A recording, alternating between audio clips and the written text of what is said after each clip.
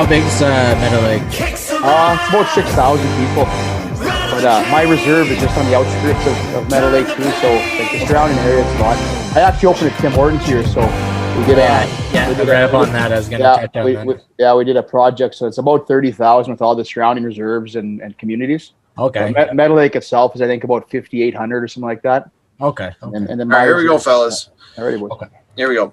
Hey, what's going on, everybody, and welcome to episode 38 of Off the Puck Hockey on the FHN Network and Rogers TV Channel 20. OTP is streaming across all major platforms, Twitter, Facebook, Twitch, you name it, we're streaming. You can download the Off the Puck podcast on Spotify, iTunes, and Google Podcasts. And tonight, we have former professional hockey journeyman and tough guy, Jon Mirasty. But first, we're going to introduce the boys. We've got Adam Stiles. What's up, kid? Hey, how are you? Good, coming in. And then we've got Mikey Walker coming in hot. What's up, buddy? Hey, how are you? Thanks for having me. Good. And we'll obviously, the good-looking guy in the corner you see there is Jon Mirasty. What's up, fella? Thanks for having me, guys. Pleasure to be here. Yeah, you've been doing. Yeah, have you ever done many podcasts or anything like that? I've done quite a few. Yeah. So it's not my first rodeo. Yeah. Oh, that's awesome. Yeah. Yeah. When did you do your first one? Do you remember? I can't remember. I've done quite a few of them. You've done that many.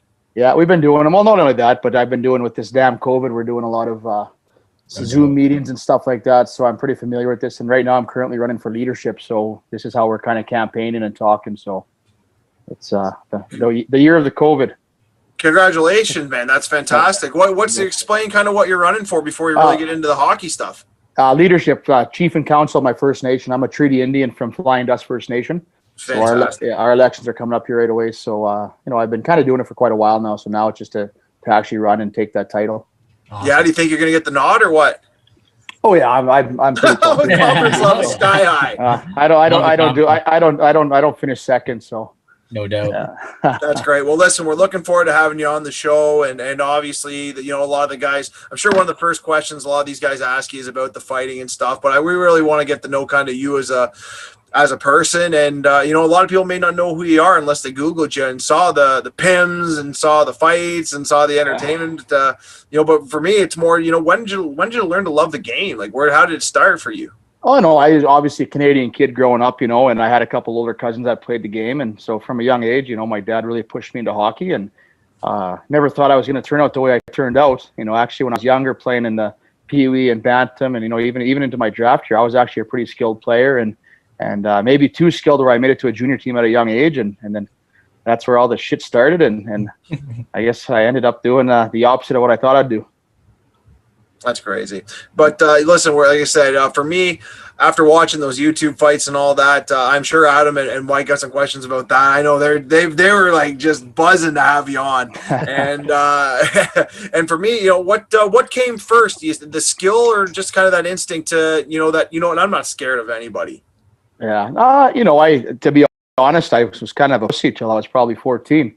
I got picked on and growing up on a First Nation reserve, Indian reserve, I actually looked like a white guy most of the time to these guys, and I was always called a little white boy and I kind of got bullied by the Indian kids. So, when I got to an age where I started sticking up for myself and got into boxing, and now all those guys, they're kind of scared of me now. So a lot of them are my good friends, though. It was just kind of shits and giggles growing up. But, like I said, you get bullied and picked on, and I was always the young guy around there. I had older cousins, so I'm not so little no more, so I could take care of myself.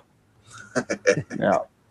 Speaking of fighting there, Jon, just kind of outside of hockey, I read up you also had an MMA fight in your career. How did that go for you, and how did that kind of come about?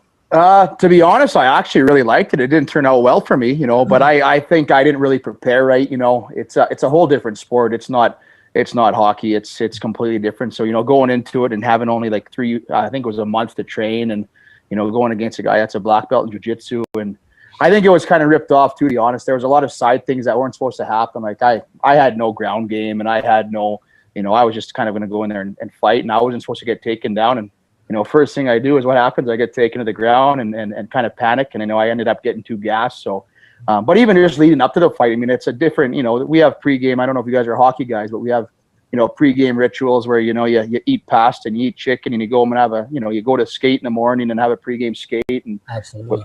with fighting, I had no clue. I had no one to follow or to shadow, So basically, I think before the fight even started, I think I gassed myself out, warming up in the dressing room. And, I would have loved to take it seriously. I think I could have had a good career if I actually trained and took it seriously. But, I mean, obviously, hockey was my number one sport. And I ended up actually going further in hockey after that. I ended up going to the Columbus Blue Jackets camp and then getting a few games in the NHL.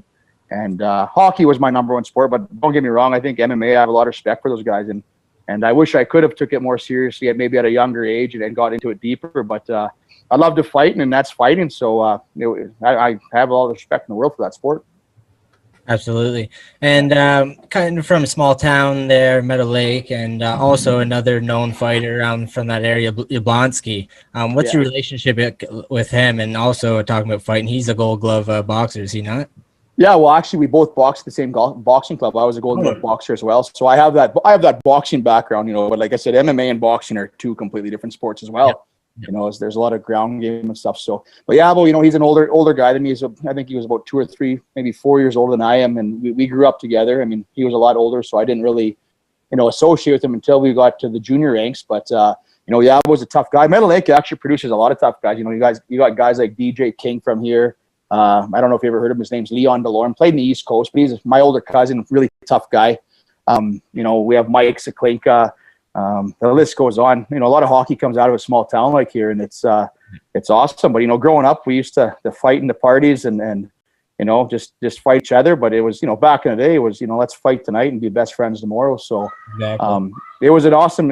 Jeremy actually became one of my best friends, and we had some pretty good famous fights, and then actually towards the end of our career, we got to play together in Russia. So that was a really good experience, and I'm sure you guys are going to bring up the stories that happened in Russia.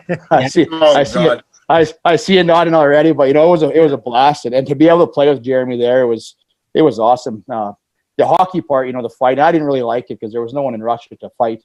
Yeah. It was kind of us bullying guys, and I wasn't a big fan of that. But at the end of the day, they were paying me good money, and that's what we do. And there was a few guys that were in the KHL that were tough, so it just wasn't consistent. We were fighting, I was going from the AHL or even the Quebec League fighting, 50 times a year to going and maybe can have 4 fights all winter. So. And I'm not gonna lie, I love fighting. I think a lot of guys say they love fighting, but I can't name 3 guys that actually really loved it like I did. Yeah. And but it's Jeremy's a good guy, and Meadow Lake's a tough town, a good hockey town, and we're gonna keep going from here. Yeah, no doubt. Yeah. So John, I just kind of you said you were a bit of a point guy, Pee Wee Bantam up into your draft and stuff. At what point in hockey were you like, I'm dropping the mitts and I think I'm pretty good at what I do? Well, it was actually, I have an older cousin. It was, I just mentioned the Leon DeLorme, he at this time, I think I was 15 years old and I think he was 20, and, he was already just playing in the SJHL junior hockey and kind of, he was there to scrap. And then here I was playing, minor hockey and scoring lots of goals and being the top player on the team and stuff like that. And I ended up going to a camp, and I went to the junior A camp at 15 years old, and it was actually in Drayton Valley, Alberta. And, I mean, I wasn't even old enough to be there. I shouldn't have been there, but I ended up fighting a 20-year-old veteran there, and he was actually the captain of the team, and I actually ended up beating the shit out of him.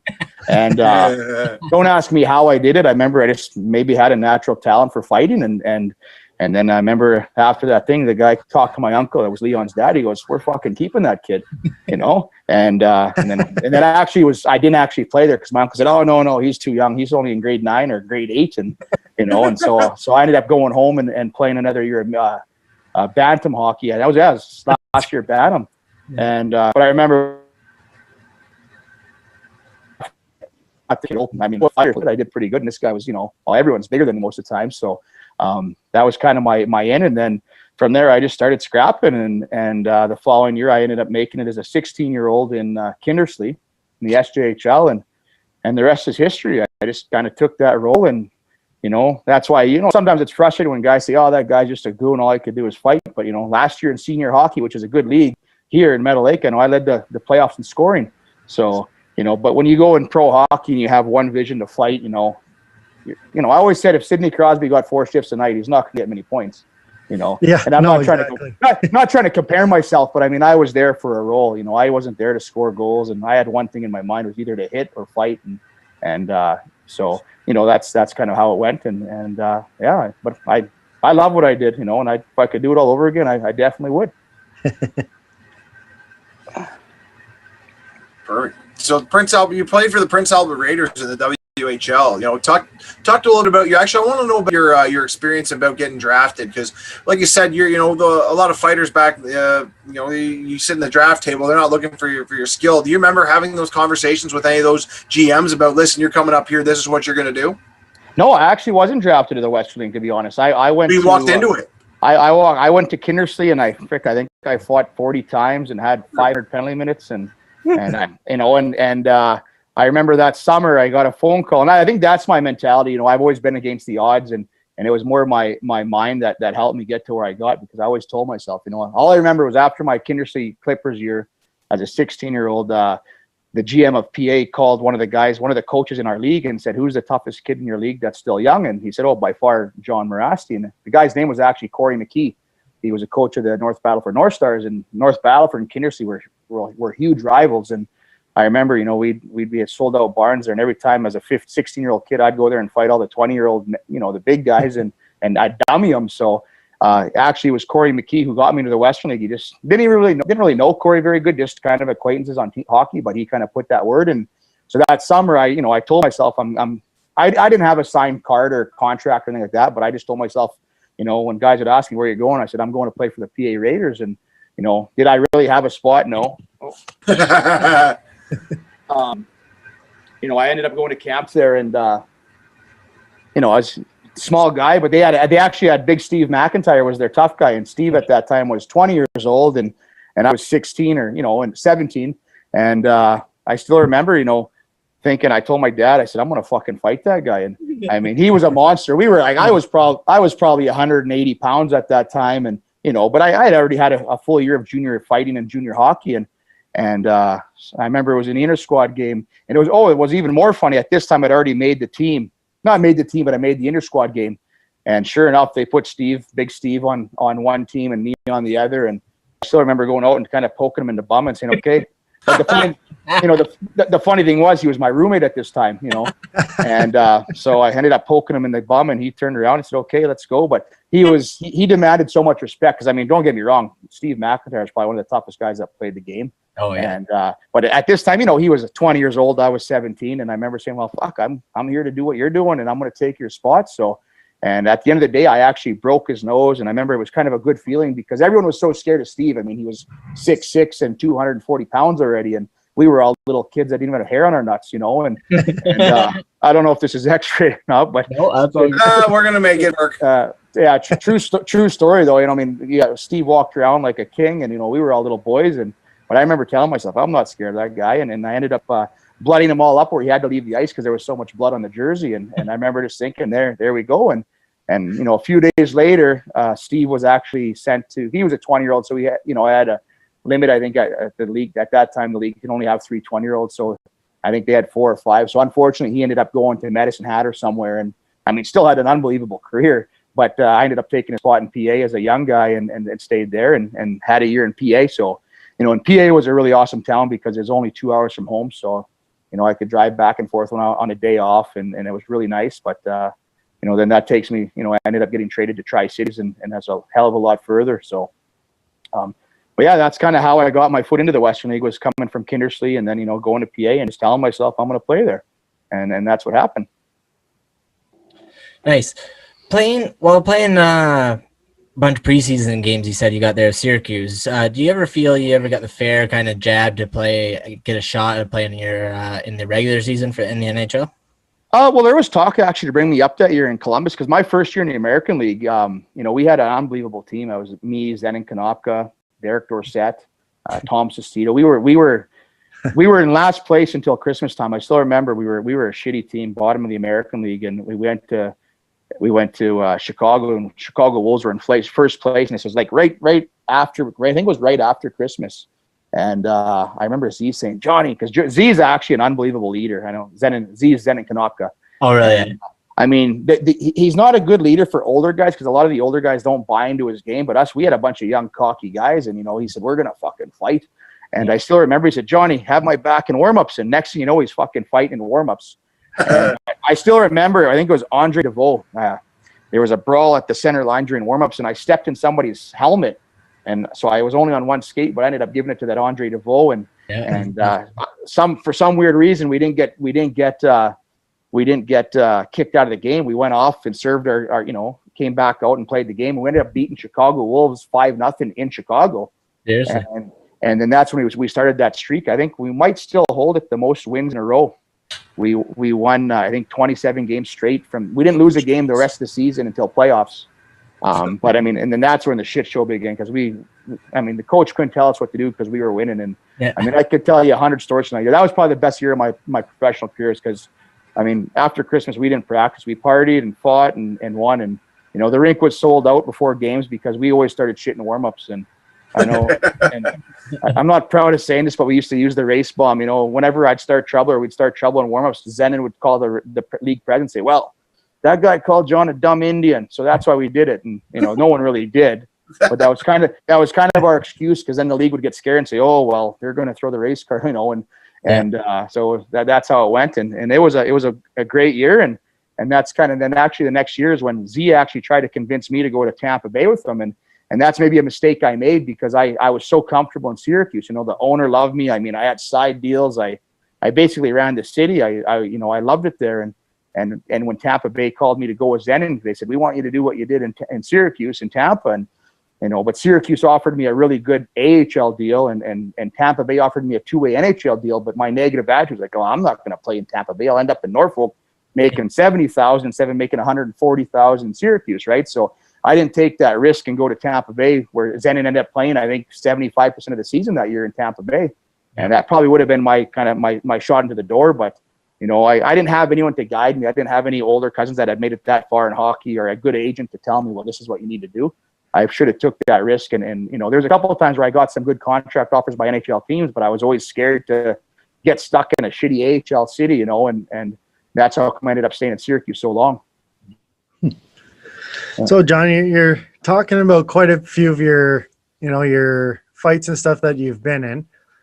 Was there ever that guy that, you'd be nervous about going into the game, or, you hear some guys lost sleep because, they had to go and fight a big heavyweight from a different city?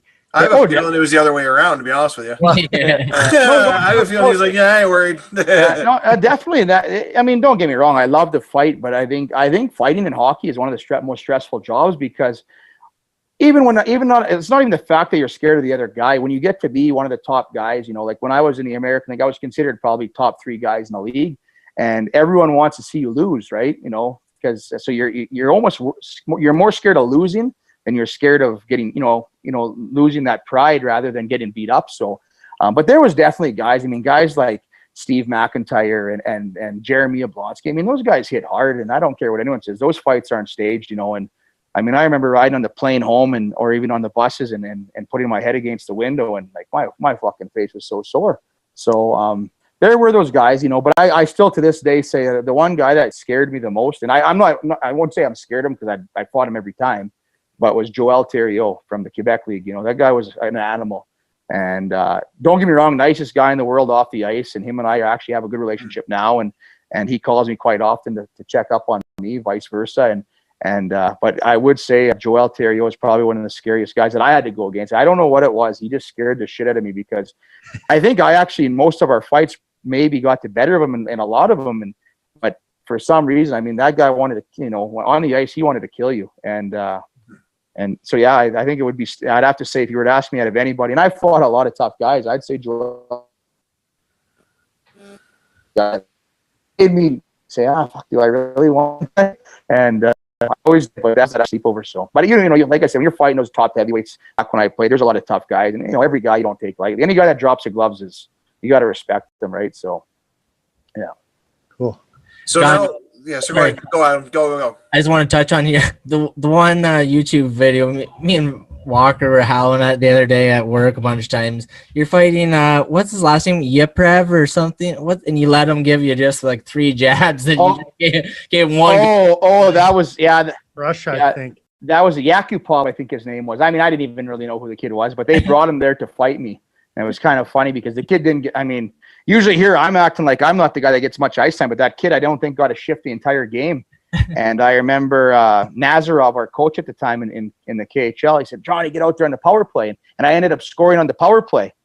So, you know, Nice. I scored a goal, and then I remember going to center ice, and all of a sudden, and you got to remember, in Russia, no one would ask us to fight. Like 99.9% of the time, I didn't get asked to fight. And I didn't even know this kid was on the team. Like, I get a tap on my legs, and he's like, let's fucking go. And then I actually kind of got caught off guard. I'm like, fuck, I'm going to fight? You know, and I just scored a goal.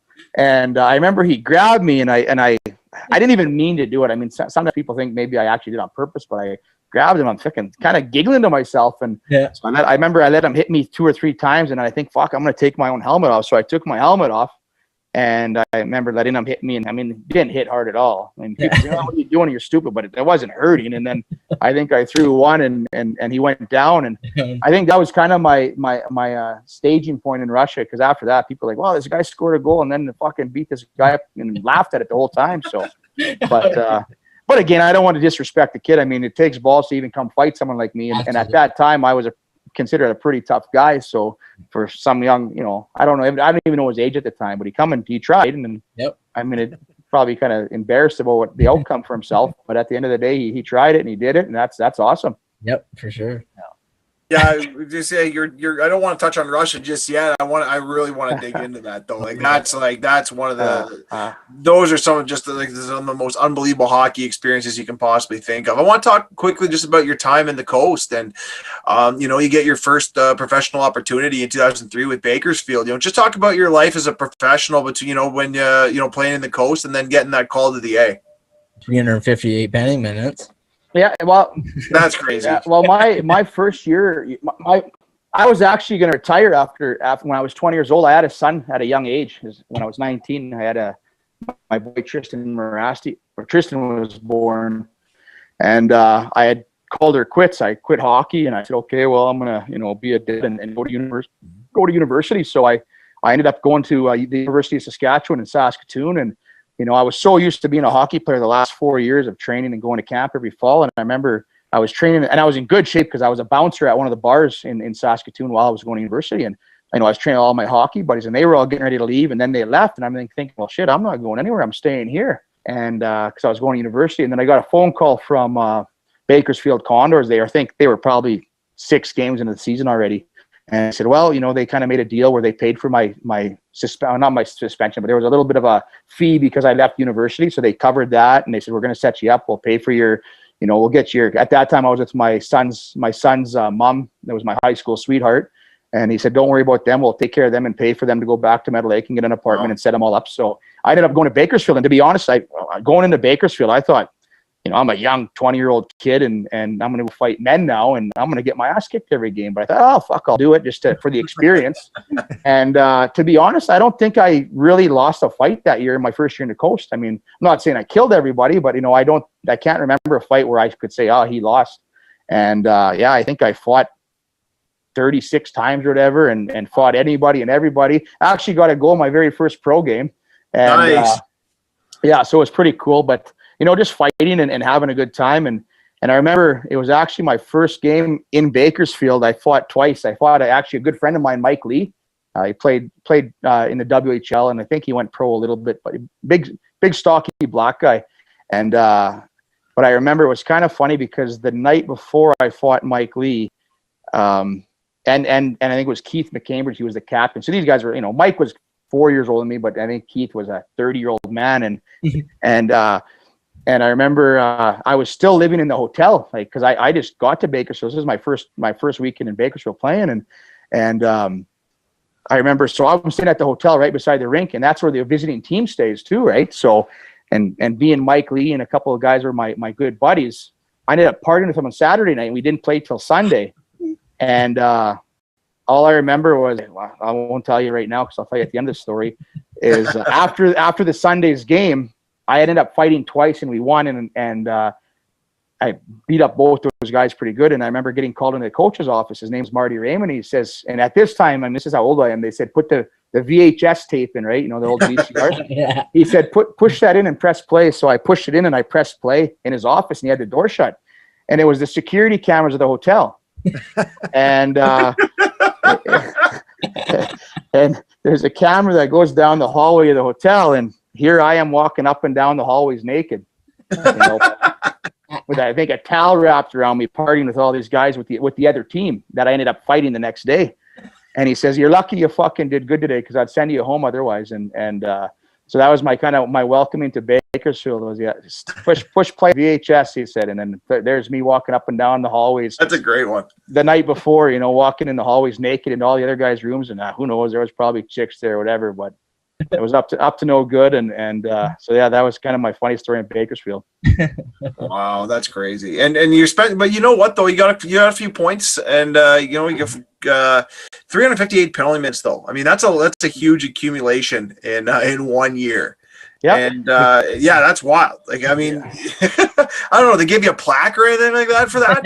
I got plaques all downstairs. I don't even remember half of them, but yeah, no, it was a good year. It was awesome, to be a young rookie 20-year-old guy that goes there and does that. I mean, I had a blast, and I actually, that's another time that I had an opportunity to maybe get my foot in the NHL, because the Chicago Blackhawks called me, and they said, "Well, fuck you, you did good, obviously fight-wise," and I was kind of getting all set to go to camp with Chicago, and then that's when the 2004-2005 NHL lockout happened, right?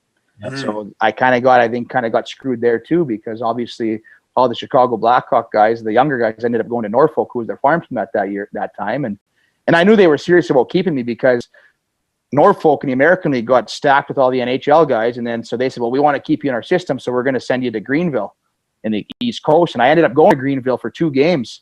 And I didn't fight once there, but I got a couple points. And I remember, and that's kind of how I got my foot into the Quebec Senior League, is because I remember getting a phone call, and I didn't really like Greenville. I mean, I was way on the opposite side of the country from the West Coast. And, I already had made Bakersfield a home, and I was just really lonely and scared. And I think I was making $500-600 a week, at that time. And Quebec called and threw some pretty big numbers at me. And I said, "Well, fuck, if I'm going to play, in the lower minors, I'm going to go to Quebec and make, $2,500 a week rather than make $500 a week." Wow. They're paying $2,500 a week. I think towards the end, that's what I was making, but regardless, that's still sweet. I think I was making about $2,000 a week. I can't remember. It was so long ago, but is that Mission? Sorel? That was Sorel Mission at that time. Yeah. Nice. And so I ended up flying to Sorel. I left Greenville. I just said I quit, and went and ended up playing and bringing my girlfriend from Bakersfield to Quebec. And we lived in Quebec for a year and played there. And I mean, that's kind of where I walked into the jungle, to be honest, because that was a pretty crazy league. Yeah, I want to talk about that league. I think towards the end, I'm the one that made it crazy. But when I first got there, I remember thinking, "What the fuck?" and then I ended up being one of the guys there that made that league pretty good. But it was a different league. So that's kind of how your path is amazing. Like, well, that's I didn't take nuts, like Coast, UHL. Yeah, I didn't take the easy way. That's why I think it was so special when I actually played my first, even though it was preseason, my first NHL game. I almost had tears in my eyes, because guys, fuck, do you know how much I fought to get here? And I didn't get there till I was 20. I got Stats Guy Styles over here, and what I'm going to have Stats Guy do is I want him to look up, is there anybody in the history of the game outside of you gone from the Quebec League to the AHL? I don't think How many guys do you think have gone there, Stats Guy? I think Steve McIntyre kind of did it too, because Steve ended up playing in Sorel too at one point. Interesting. I don't know.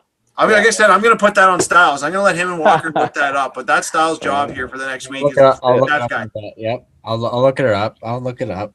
Yeah. Yes. Speaking of Quebec League, we know a couple guys in it, and we've watched a few videos. There's like the real life slap shot video, and they kind of do a little documentary on it and stuff. And also I have a buddy, Alex Penner. I don't know if you ever remember fighting him or remember him. No, I know Al. He's a tough kid. Yeah. So we kind of got touch base with him and kind of said, "You got any stories or anything you can talk about?" And he just kind of wanted to know. There's a lot of dirty rumors, he said, when in Syracuse, and he wanted to know if it's actually true. But he said you complained once that you had a kind of headache or whatever, and you went for a CAT scan, and you ended up having all these skull fractures and that you didn't even know about.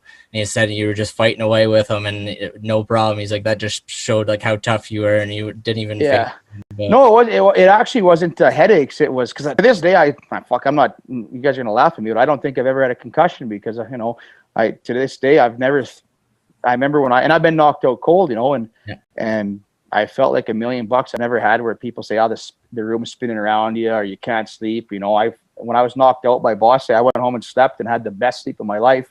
And the next day I was there, and I ended up beating him the next night, So But I remember that story he's talking about was in Syracuse, but I didn't get, it wasn't a headache I had. I ended up getting my, a finger went in my eye and it scratched my eyeball. It's the only way they beat you.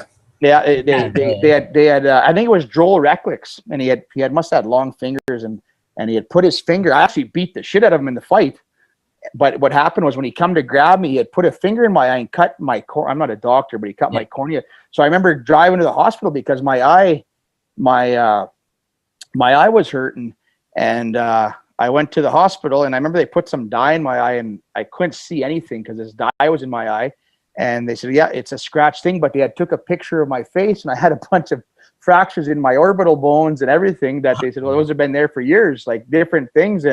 But nothing was out of place. It just goes to show that I had a bunch of fractures in the face. And I think I was only out for a week after that. But yeah, that's what, it was kind of a true story like that. But it was because I got a finger in the eye and scratched my cornea or whatever it's called.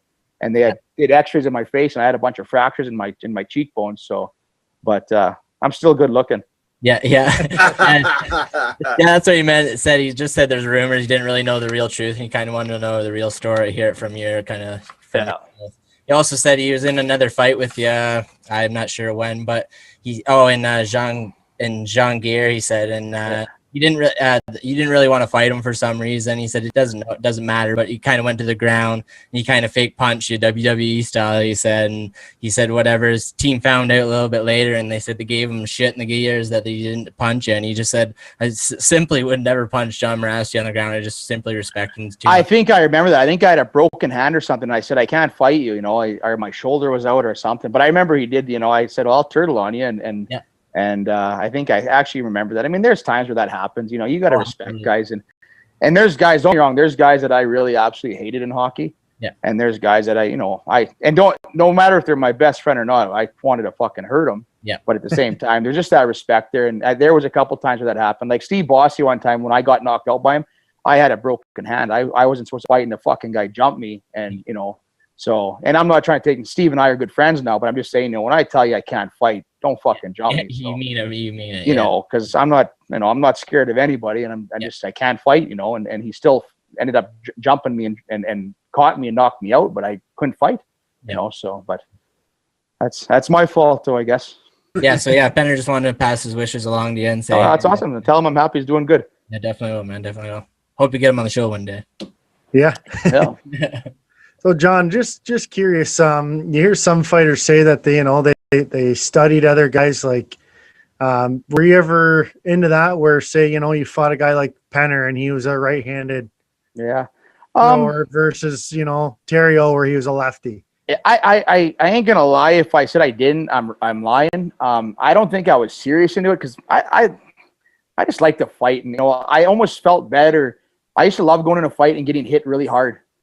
And, and it just because it kind of woke me up and it was kind of weird. I know guys talk about this in hockey, they say Wayne Gretzky, the game slowed down for him. And I mean, it didn't slow down for me skill wise, but when I used to fight, what you guys would see for 25 seconds to me was like 5 minutes, because I remember I used to love getting hit in the head so hard where I'd see stars, but everything would pause and I'd say, holy fuck. In that split second, I'd be able to talk to myself and say, holy fuck, this guy hit me so hard. I'm going to lose. I look like an idiot. And then I'd talk to myself and say, okay, well, this is what you're going to do. And then boom, boom, boom, I'd win, But it was weird because it did happen. Everything would slow down and I would talk to myself during a fight, which was only 10 seconds. And I'd have a 2-minute conversation with myself. So I don't know if that's a special skill to have, but there was times where I fought where it was 2 minutes or 30 seconds to you guys, but it might have been 5 minutes to me. And I used to love kind of a routine at all. Like when you go into a fight, like, do you have an idea? Like, are you a righty or a lefty? You're righty. I'm naturally a righty, but natural righty. You can throw both mitts, but you throw both. Did you ever have an idea? Like I'm going in and like, I kind of had like a routine. Like I got to grab this shoulder pad. I have to get this foot set. And that's how I'm going to go over. Literally every fight. We're just chucking boys. I think I naturally had a routine, but I don't think I told myself I had a routine. I just It's like that riding a bike. There's things like when I tell guys to fight, I tell them I always would tuck my chin. And a lot of guys don't understand. Guys will say, "Oh, look at you watch those YouTube videos of John. Oh, he got hit 50 times to the 3 times." Half those times I wasn't getting hit, right? it looked like it because you guys are on the outside and the camera's looking in, but in the fight, I'm not getting hit. I would always tuck my chin in my shoulder pad, so no one was going to hurt me here. And they could hit me in the forehead, and they're going to hurt their hand, you know. And I'm actually, what people don't see, they see the big guys on the outside throwing, so it looks like, holy fuck, he's getting hit. But I'm on the inside, probably throwing 50 times more, you know. So I had my methods, you know, and I didn't want to fight defensively. I mean, I had a couple bad losses to Bosse. I could have easily beat Bosse every fight if I really wanted to, but it would have been I would have tied his arms up and I would have fought, you know, but that's not me. I'm stubborn, and I said, well, I'm going to go fight this guy toe to toe. I don't give a fuck whether I win or lose. I'm going to do it. And, you know, I had my fair share of good fights with him. You know, he did drop me a few times, but at the end of the day, you know, I was too stubborn. I'm a way stronger skater, you know, skill, like standing up wise. And I could have easily been boring and grabbed both shoulders and wrestled, but that's not why.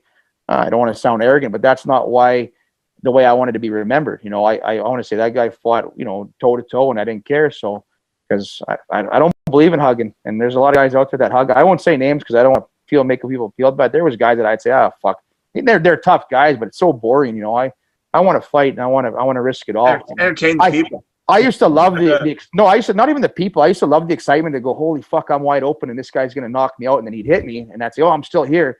And then I'd hit him, you know, it was a rush to me. You know, I've never been a guy that got into drugs really. And I think my high was fighting. I used to love that rush. And that's why I say there's guys out there, and I don't even want to say their names, but there's guys that'll tell you, oh, fuck, I fight anytime, any day. And those guys I play against, and I'd always fight and look at them and say, okay, we're going to go again.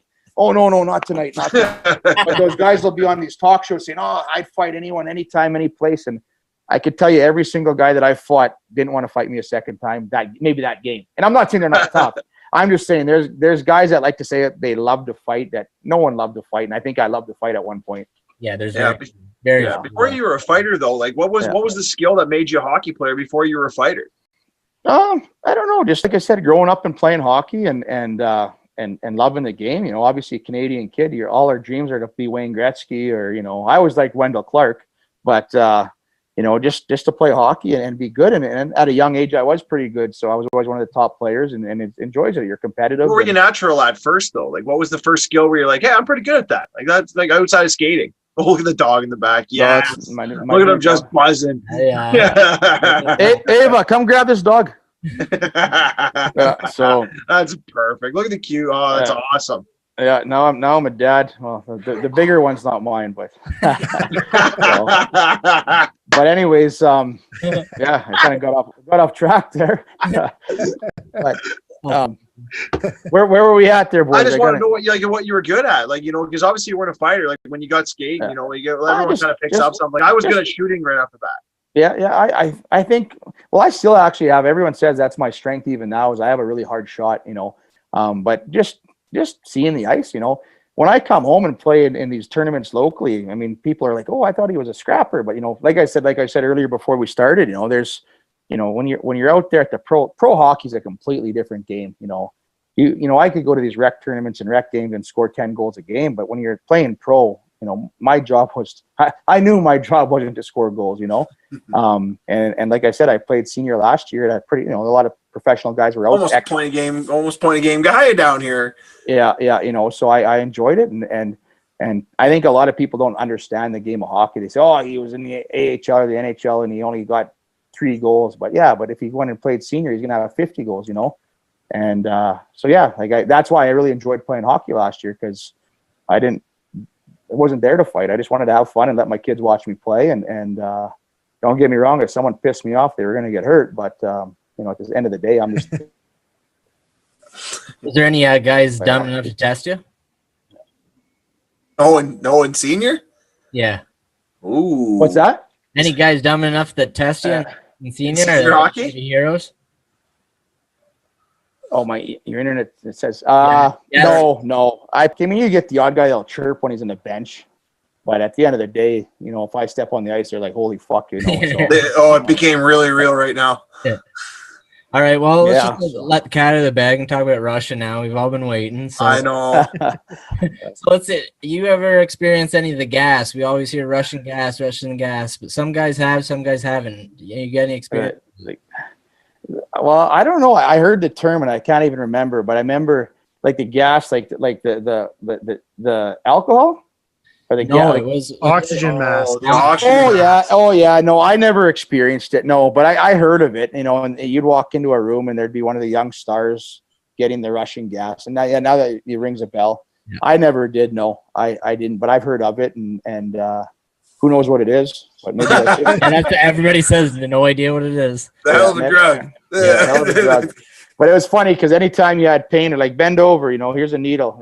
Fuck, half the time I didn't even know, like, oh, my back hurts. Bend over, there was never, oh, we'll see the therapist, or we'll see the doctor. Just like, bend over. We'd be on the airplane and I'd say, oh, my back's hurting. Okay, bend over. Needle. There you go. Oh, Jesus. Yeah. So did you ask him what it was, or just like, no, I trust you? I trust you. Yeah. No, you know what? There was a lot of bad stories you always hear about Russia, but Russia, I was treated like gold there. Yeah. You hear stories. Oh, they didn't pay me all my money. I actually both years I was there, I probably made more money than I was supposed to, just because of bonuses and stuff. So I these stories you hear where they say, and the stories about getting cash in bags is true, but I always got money more than what I was owed, right? So I have nothing bad to say about Russia. I was treated like gold there. I have nothing but positive things to say about that place. Yeah. What was the town like you lived in?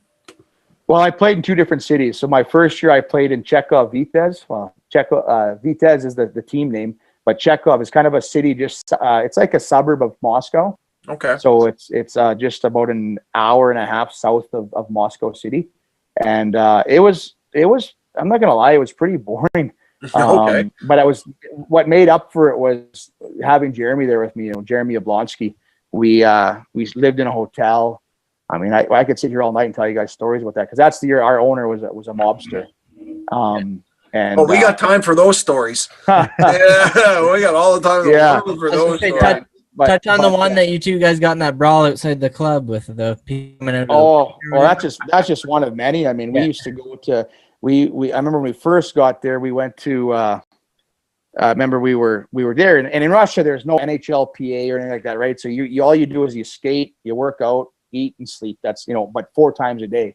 Yeah. So I remember it was like 2:00 in the afternoon. And I guess I should throw in there that the owner, the mobster guy, was his 2 favorite sports were boxing and hockey. So obviously me and Yabo he absolutely loved, right? Loved it. Yeah. And we fucking fight. Yes. So I remember we were sleeping. It was like 2:00 in the afternoon, and we just finished skating and working out and having our mid-afternoon nap. And I just remember a knock on the door, and I always sleep naked, so I get up and kind of wrap a towel around me, and I go open the door, and I remember it's this big fucking Russian guy with a leather jacket, and he's got a machine gun hanging over his shoulder. Oh. And he didn't really, and he didn't really speak English. All he said was, "Boss man, downstairs 5 minutes." So, and at this point, I haven't met the owner. I've only been in Russia for maybe 2 weeks, and I haven't met the boss man. And that's what we called him. I still don't know his name. It was Boss Man. And so, anyways, I go sit down on my bed and kind of thinking, well, what the fuck do I do? And then my phone rings, and it's Jeremy Yablonsky, and he's like, "Johnny." I go, "What? Did that guy just come to your room?" I said, "Yep." And he said, "Well, what do we do?" And I said, "I think we should go. He has a gun." So anyways, we 5 or 10 minutes we get dressed up and we go downstairs, and then it's like 2:30 in the afternoon, and we walk downstairs, and it was funny because in the front of the hotel, our owner owned the hotel too. Oh, and when we walk out into the hotel, and we walk down in the lobby, and we walk outside, and there's a cop car, and then there's like 5 Escalades or whatever SUV vehicles and another cop car. And I remember the door and the Escalade opens up. It looks like it's the president, right? And this young little guy, his name Sasha, gets out, and he was only about 18 years old. And his name was Sasha, and his dad was the boss man. And he jumps out, but this kid speaks perfect English. He's like, "Hello, Mirasty and Yablonsky." He goes, "My father is the boss man, and he wants you to come to his village." So we're like, okay, cool. We're going to go to the owner's house, right? So we get into these vehicles, and we get escorted through the city, and then we get taken out to this, probably about 20 minutes out of Chekhov, and we go into the country. And I remember it was like the movies. You pull up to this gated community. It's like the movies you watch when the security guards walk around the vehicles with mirrors and stuff. And we go into this thing, and it's called the village. And we end up pulling up, and there's barns there that are worth more than houses. Like this place was like, what's that movie called? Cribs. Where you watch. Yeah. They show the nice. This place was. Cribs, yeah. but they were like handcrafted log cabins, and there was like, it was a village of them. And I remember we walk in and we pull up to the main cabin, and this guy walks out, and he's just a short little guy, like maybe my height. So I'm not very, even a little shorter than me, and I'm a not very tall guy. And he has a robe around him. He's naked, but with a robe around him, and it's tied up, and he walks out. And I mean, I don't know if, being a fighter, I look at people, and I could look a guy in the eyes and his neck, and I could tell if he's tough or not. I don't know. It's just I look at guys, and I could tell who's a pretender or not. And I looked at this little guy, and I said, this guy demands respect. Like, don't fuck with this guy. And he was the boss man. But anyways, he shakes my hand and, gives me a hug, and he says, welcome. But the boss man didn't speak a word of English, and he's got security all around him. And so anyways, we ended up partying there all night. And I just remember going from cabin to cabin, and they had servant and women giving us massages everywhere we went. And we just went from cabin to cabin, and they even had this big hill that had caves inside it that was lit up with like the movies, with fireplaces and rooms inside the hills. And it was pretty cool. I mean, we used to shoot bazookas and machine guns, and we ended up, long story short, we ended up partying out there till like 4:30 in the morning, and we ended up going back to the hotel, and I can't really tell you what happened after that. That's okay. Yeah, but anyways, it was a good time, and we ended up going to the village a lot. Whenever we were sore or sick, we'd go out there and drink and get massages, and it was a great time. But now I guess we're going to the story in the bar you were asking about. That was actually, it wasn't a wedding we were at. We didn't crash a wedding. I mean, people talk. What happened was because they're in preseason. Again, this is only probably a month into us being there, maybe even 3 weeks, because it was still, we didn't even start our league yet. It was preseason. We were in Magnitogorsk, it was called, the city. And we had played Friday, Saturday, and Sunday. And I remember on Sunday we had played, and I had beat up that Svitov. I think it was Svitov. Alexander Svitov. Yeah. I had beat him up pretty good in the final game, and we had won. And I actually got a shootout goal. I remember, because I think I'm 3 for 3 in the KHL in shootouts. Yeah. And, what's the move? What's your move in the shootout? Just come on wide on the right side and crossbar it in, usually, or the far side. Robert Reichel, clapper from the Ashes. Yeah. But anyways, long story short is, I remember after the thing, all this Canadian guys, there was me and Nick Tarnowski and Matt Dalton and Kip Brennan and Yablonsky, and I think Artem Panarin. He's in the show right now. Panarin. Yeah. Oh, he's pretty good. Oh, you played with him, man. Yeah. Well, he actually saved me that night because. Yeah, this is gonna get good. So, anyways, we went to. I think we went for dinner, and I mean, there a bottle of vodka is $5. When you go to restaurants, you don't buy drinks like this. You order a bottle and you just drink it straight, and then you just buy juice and stuff to drink, wash it down, right? And I think we went to a restaurant, and after the restaurant, we're like, well, fuck, what do we do? It's a Sunday night, and we went bowling. And from bowling, I remember it was getting later. I'm like, okay, well, fuck, we've been in Russia. Let's go see what the city has to offer, like chicks and bars and clubs. So I remember this club we went to, we caught taxis there, didn't open till midnight. And so we were waiting outside, and I mean, the people started just packing. There was probably 200 people all waiting to get into this club, because the doors didn't open till midnight.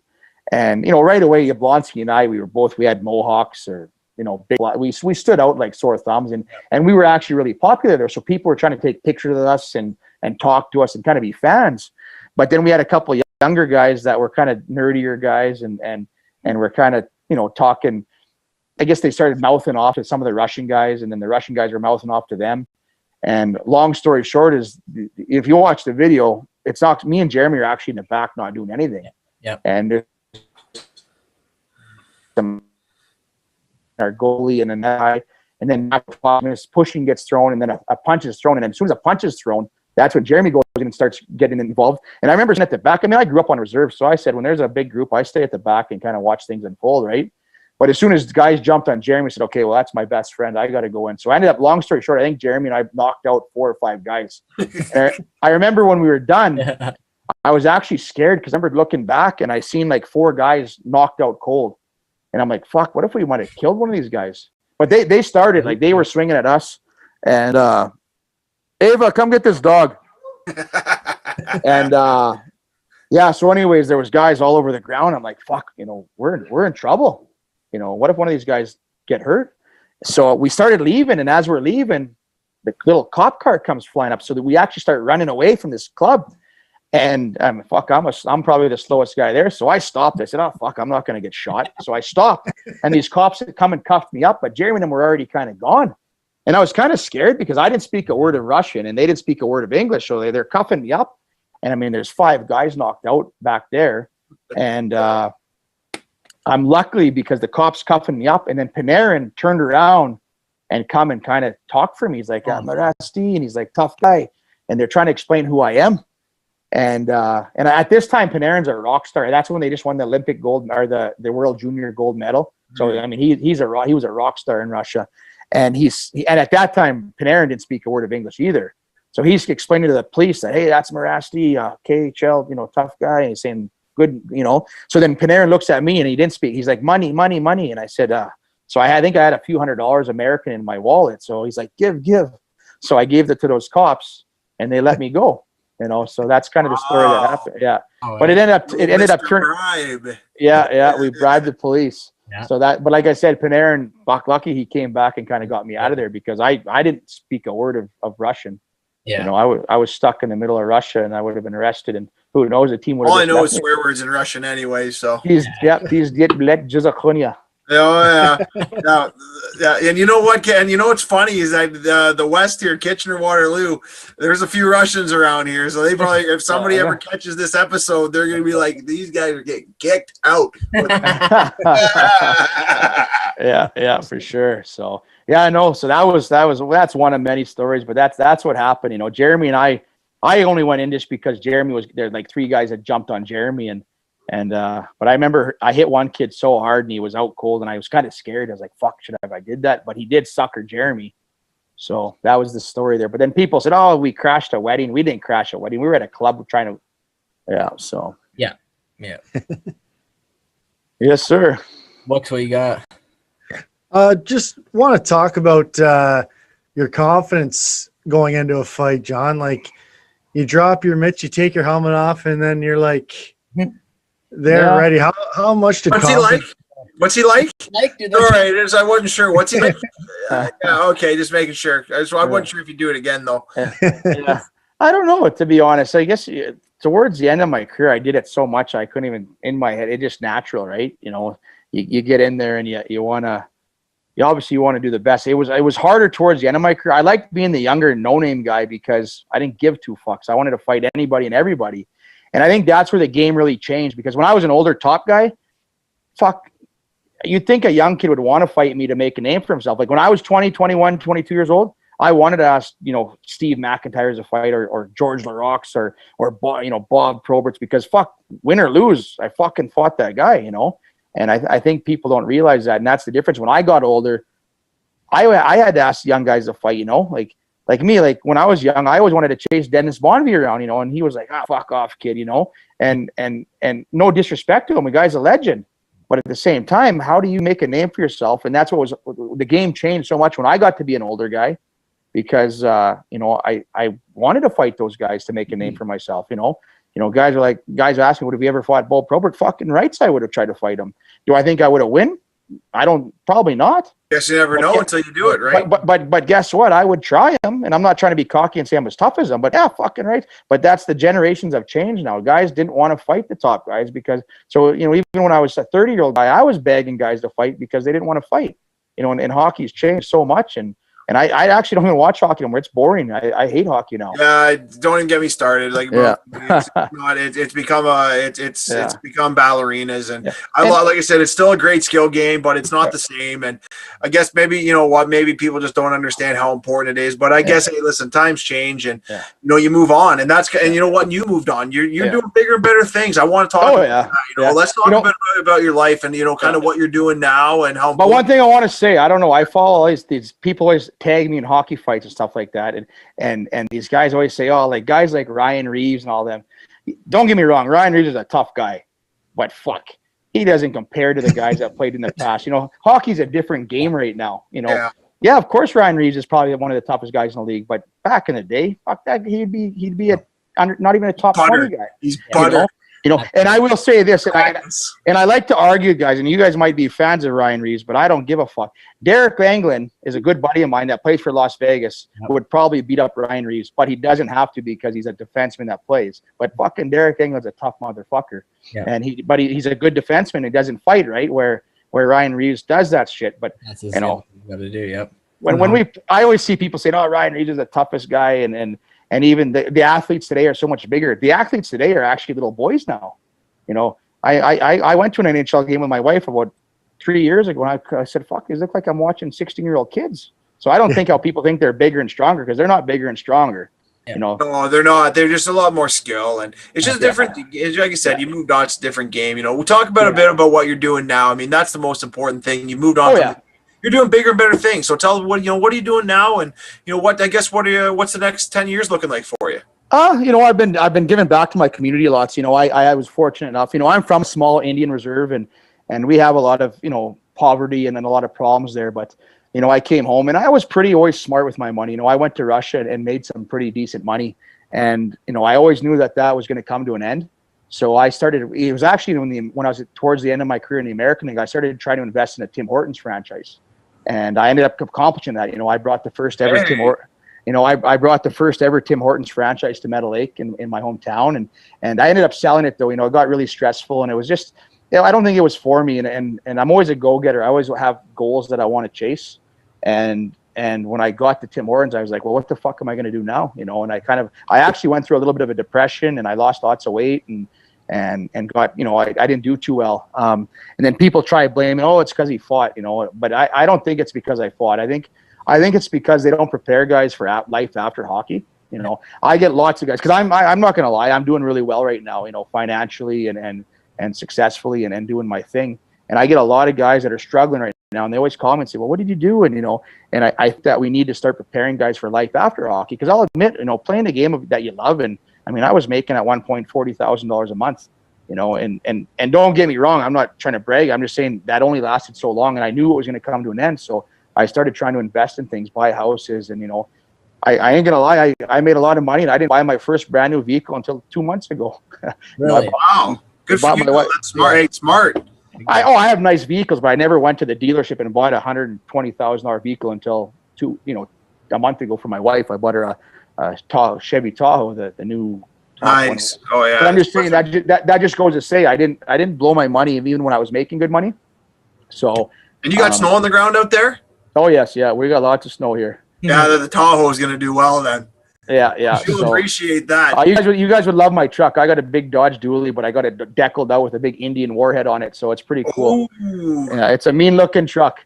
But anyways, life after hockey, I did go through those struggles, and right away, the news and the sports broadcast were trying to write me and do this big thing about CTE and about concussions, and I don't buy it. I would do it all over again. I think what it was I went from being a rock star and playing hockey and doing nothing, and all I had to do was fight, sleep, and work out, to coming home and having to work 14-hour days. Like at the Tim Hortons, I was there probably 18 hours a day. Yep. And you get no sleep, and you do all this work, and you're only paying yourself. I mean, my corporation was making lots of money, but I was paying myself like, $25 an hour, not even. And it's like, you're doing all this work and you're stressing yourself out, and you're not getting that glory world anymore. And then that's when guys go through depression and get sick, and they get lost. They lose their sense of identity. But, I think what saved me was I wasn't ever a drug addict. I didn't do drugs, where a lot of these guys, they go through that depression, but then they're also addicts to either alcoholics, or they're addicted to pills or cocaine. And then they get braver. And then, I'm not trying to disrespect anybody, but I think when you go through depression and you also are an addict, bad things happen. Right. And I'm not trying to say, hockey, fighting, good. I don't like when people try to blame. There's so more to it, right? From the time I was 5 years old, I was bred to play hockey, and then that comes to an end, and it's like, well, fuck, what do I do now? So, and now I found my passion. I help, in the reserve. There's a lot of kids that are lost, and suicides are really a thing in our First Nations and stuff. So I was successful enough and lucky enough to live the life I did and travel all over the world and make money and see so many different things. So now I give back to our youth. I take a lot of our kids. Actually, on Wednesday, I'm taking a bunch of kids hunting and fishing. We're going to go stay at a cabin, and I'm going to set a net, and I'm trying to teach them our traditional ways, right? So just giving back. And like I told you guys earlier, I'm now running for chief of council of our First Nation. So yeah, just being a leader in the community, and I'm into horses and hunting, and I have a son that's kind of trying to follow my footsteps and playing junior hockey. He's in California right now. Little fucker tested positive for COVID though.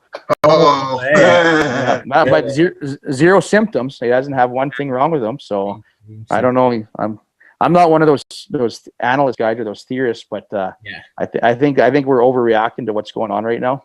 Yeah. Well, trust me, we're going to make a whole different podcast for that stuff. Yeah. Yeah. So, but like I said, I found purpose for life after hockey, and I'm loving it. You know, my wife's doing really good. My little girl's playing hockey now, and you know, I think I wish I had my girl's mentality in my son's body, because my little girl likes to fight and wants to be mean, but she's tiny, and then my boy's, you know, 6'2" or 6'1", and he wants to play soft. So, but no, just like I said, moving on after life and just finding something and finding a purpose is kind of what the success that I had. And no, it's like life's awesome. You know, I laugh when you go on comments when people, you know, everyone shares my fights all the time, and you'll go through the comments and someone will go, well, I wonder how he's living right now. And sometimes I want to say, well, fuck, come see my house, come see how I'm living. I'm doing all right. Yeah, I'm doing all right. So my old assistant coach, he played a little bit of pro, and he said, what better way to see the world than with the hockey bag on your back? Jon, been a pleasure having you on the show. You're, like I said, I could go another 3 hours with you. Yeah, no, definitely, guys. We're real excited to have you on, and I really wish you the best in your endeavors, and hope you keep in touch with us. And I'm going to keep an eye on your little political race out there, and hopefully you're boys. Wearing the big boy pants in a few months. They're going to call me the Indian Donald Trump. I love it. OTP is a proud member of the FHN network, and we ask you to please follow at Off the Puck Hockey on Twitter and Instagram. Check us out, all of our new episodes, Rogers TV, Channel 20, Saturday nights, 9 o'clock, and then you can check out the schedule. We're being played throughout the week. Again, thanks to our guest, Jon Mirasty, for, again, our producer, Maddie Huddle, running a tight ship. Styles Walker, as always, for joining us, and big shout out to always Marty Zylstra for providing us with music for your show. I'm your host, Tyler Fines, and you can find the show again Spotify, Apple Podcasts, YouTube. Thanks for tuning in to Off the Puck Hockey. Jon, thanks for joining us. Off the Puck Hockey, let's go. Thanks, guys. Thanks, Jon. Man. Betcha. Man, that was awesome, dude. Oh, that was way good. Yeah, that was so fun. Oh,